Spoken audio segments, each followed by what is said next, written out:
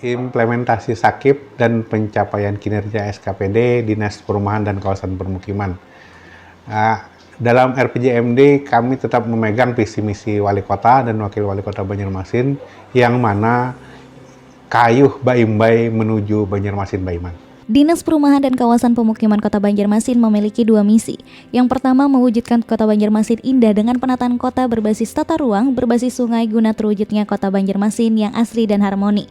Yang bertujuan meningkatkan tata ruang berbasis sungai dengan sasaran RPJMD, terwujudnya pola ruang struktur Kota Banjarmasin RT RW berbasis sungai dengan indikator sasaran ketataan terhadap RT RW. Misi kedua yaitu mewujudkan Kota Banjarmasin yang maju dengan penguatan perekonomian melalui sektor perdagangan, perindustrian, dan pelabuhan dengan memperhatikan pemerataan pendapatan, meningkatkan taraf pendidikan, pengembangan dan pelestarian budaya Banjar serta pariwisata sungai untuk mencapai kesejahteraan masyarakat.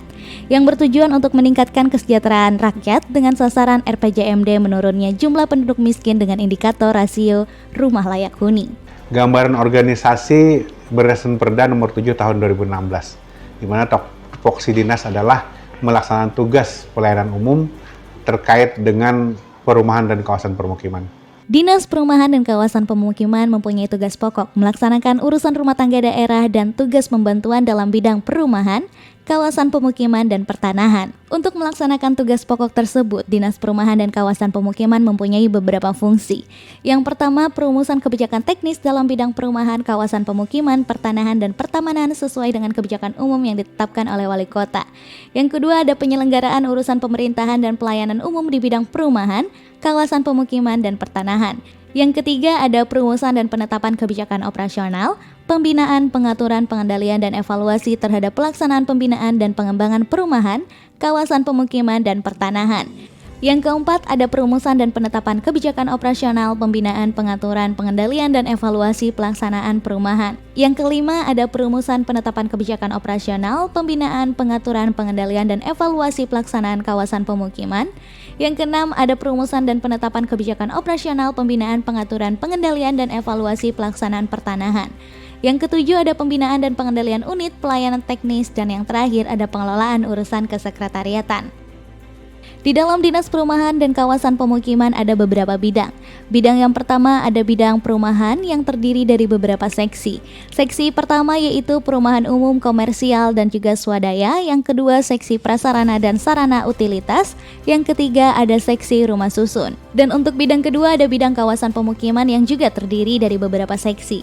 Yang pertama seksi pemukiman kumuh, yang kedua ada seksi pemukiman pinggiran sungai, dan juga ada seksi perencanaan dan evaluasi. Dan untuk bidang yang terakhir ada bidang pertanahan yang juga mempunyai beberapa seksi. Seksi yang pertama ada seksi inventarisasi dan permasalahan tanah, yang kedua ada seksi pengadaan tanah.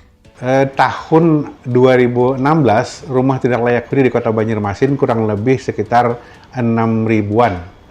Setelah kita tangani tahun per tahun itu tersisa kurang lebih 5.000-an. Untuk kawasan kumuh sejak 2015 itu 549 hektar. Dan akhirnya berhasil kita turunkan tersisa kurang lebih 35 hektar, itu kurang lebih tersisa 6%-nya.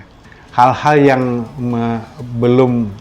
belum dapat dicapai itu memang ada kendala, terutama sekali terkait dengan penataan kumuh di bantaran sungai. Kita terkendala beberapa aturan. Namun faktor pendukungnya dari pemerintah pusat itu sangat mensupport terkait dengan penataan kumuh kita di Kota Banjarmasin. Untuk nilai SAKIP Dinas Perumahan dan Kawasan Pemukiman pada tahun 2019 adalah 80,60 dengan predikat A. Dan untuk nilai SAKIP Dinas Perumahan pada tahun 2020 meningkat menjadi 80,76 dengan predikat A. Sebelum adanya perbaikan SAKIP, masih banyak program dan kegiatan yang dilaksanakan SKPD mengakibatkan besarannya anggaran SKPD.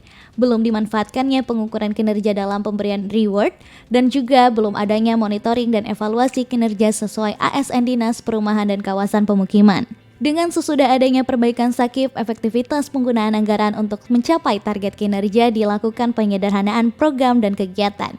Adanya ukuran kinerja individu untuk pemberian reward dan juga adanya monitoring dan evaluasi kinerja untuk ASN Dinas Perumahan dan Kawasan Pemukiman. Sebelum kita perbaikan SAKIP, beberapa kegiatan dan program itu masih belum teratur. Di mana setelah kita perbaikan SAKIP, terjadi efektivitas penggunaan anggaran dan program menjadi lebih sedikit dan kegiatan pun menjadi lebih sedikit.